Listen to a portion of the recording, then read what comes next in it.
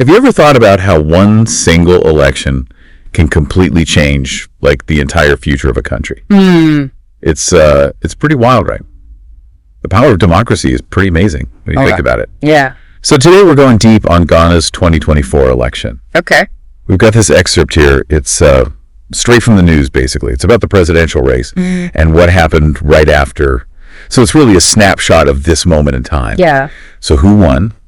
What were some of the surprises? And what does this all mean for Ghana going forward? Right. Well, right away we see that John Mahama is back in power. He got a pretty solid 56.55% of the vote. Bawumia ended up with 41.61%. Okay. And get this, there are actually 9 constituencies that haven't even reported their results yet. But even if all those votes went to Bawumia, Mahama would still win. Wow. That's a pretty decisive victory then. It's not just a win, it's a real shift in power. Yeah. The incumbent party's out and the opposition, the NDC, is in.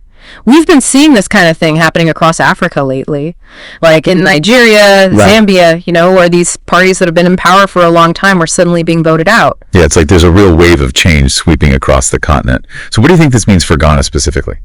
Well, it's hard to say for sure, of course, but it definitely suggests a desire for something different, a change in direction. The big question is, what will that change look like? Right, exactly. And one thing that I thought was interesting was the voter turnout. It was 60.9%. Yeah. Over 11 million people out of almost 19 million registered voters actually went out and voted. That's a pretty significant portion of the population. Yeah. What do you make of that?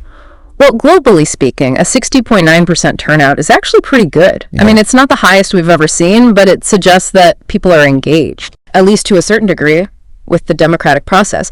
Now, in Ghana itself, turnout has gone up and down over the years. Sometimes it's higher, sometimes it's lower.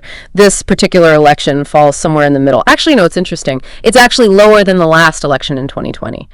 That one had a turnout of about 70%. Oh, wow. So a bit of a dip this time around. Yeah. Any ideas why that might be?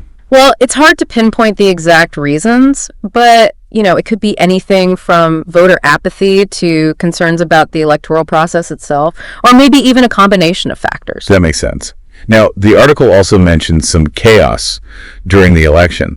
There were allegations of attempted rigging, delays at polling stations, and there was even some post-election violence that unfortunately resulted in 3 deaths and 89 arrests. Yeah, that's really concerning. It is.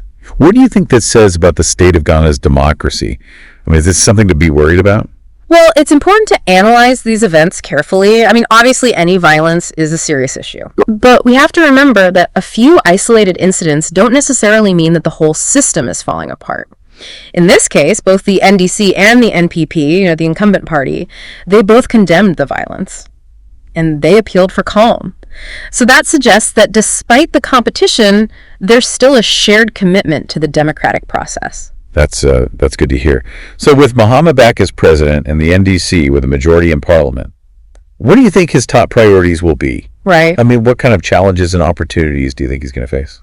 Well, if we look back at his previous presidency and his recent campaign promises, it seems likely that he's going to be focusing on things like the economy, infrastructure, and social programs. He's talked about creating jobs, improving healthcare and education, and investing in rural areas. So kind of a broad focus on social and economic development. Exactly. But, given everything that happened during the election and the current economic climate, it's not going to be easy to deliver on those promises. He's going to need to find a way to bring the country together, restore faith in the political system, and figure out how to deal with some pretty complex economic issues. It sounds like he's got quite a lot on his plate then. So what does all this mean for Ghana's relationship with other countries, especially with everything going on in the world right now? That's a great question, and I honestly think it's something that we're going to see play out over the next few years. Ghana's always been an important player, both regionally and internationally, and Mahama's leadership is definitely going to have an impact on those relationships. It'll be interesting to see how he engages with other African nations, particularly in light of those trends we were talking about earlier, and how he positions Ghana globally when it comes to trade, diplomacy, security, all of that. Yeah, there are definitely a lot of moving parts there. Well, this has been a fascinating deep dive. We've seen a historic victory, some moments of uncertainty, and a lot of potential for Ghana moving forward. I encourage everyone listening to stay curious about Ghana. Keep learning, keep paying attention, because what happens next is going to be really interesting. Definitely. This is just the beginning of understanding this complex story of Ghana's political journey. So much more to come. Yeah, for sure. Thanks for joining us. Thanks for having me.